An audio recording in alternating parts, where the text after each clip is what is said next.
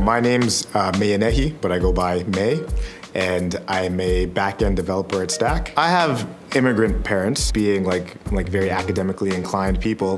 They were pretty much just saying, be a doctor. So I went to school to be a doctor, and then halfway through I realized that I don't actually want to do this, so I switched into double major with computer science. Every once in a while now, even though I've been working for like 8 years, my dad will tell me to go back to school.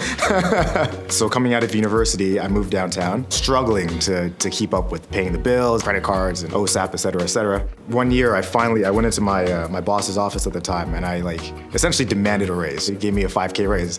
And any sane person would be like, okay, you have a little bit more money, now you should probably start paying off some of the things that you can't keep up with. But being I think I was like 24 at the time, I was just like, 5K a year works out to roughly, $250 a month, net. Well, a new motorcycle is like $180 financed. So in retrospect, probably not the best idea. I kind of had to figure out how to budget going forward. I started seeing what I needed to save in order for, it to have been considered a successful year for me.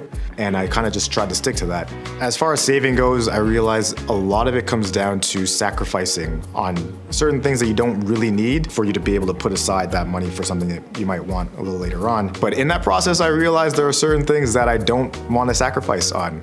I just don't like packing a lunch. But if I'm not gonna do it, I better find a way to make enough money that that's not gonna, hurt me. Moral of the story is, sacrifice where you can, and if you've made strong decisions that you can't sacrifice on a certain thing, then make sure that you can cover it in your budget. Money is kind of like freedom, the more of it that you have, the more of your own time you can buy back. At 22, I would tell myself, before you buy that motorcycle, set up a budget and you'll be able to affordably save towards that motorcycle goal without having to, defer bill payments or any of the other important stuff. It's a more financially responsible approach to making those impulse purchases.